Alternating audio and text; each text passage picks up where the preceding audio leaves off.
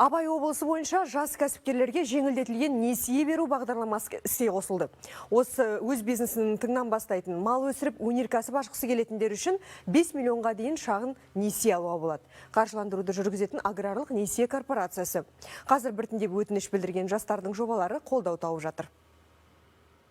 Қуанышбек Асылханұлы Жарма ауданының Аршалы ауылынан келген. Мал шаруашылығын дамыту үшін жастардың кәсіпкерлігін қолдауға арналған жеңілдетілген бағдарламаға қатысуға ниетті. Қалып тұрған суммам 4 миллион 900. Жаңағы ауылды жерде өзім хозяйством бар, жаңағы шаруа қожалығы. 14 бас ірі қара алайын деген. Малға жақын адамбыз, қыр-сырын білеміз, өзім ветеринар мамандығын оқып бітіргем. Бизнес бастағысы келетіндерді аграрлық несие корпорациясы қаржыландырады. 21 мен 35 жастағылар кәсіп бастау үшін 5 миллион теңгені 5 жылға дейінгі мерзімде 2,5%-пен алады.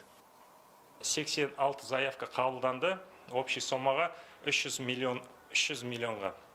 Осы бағдарлама наурыз айынан басталған негізі. 211 адам қатыса алады, 1 миллиард 55 миллион бөлінді Абай облысқа.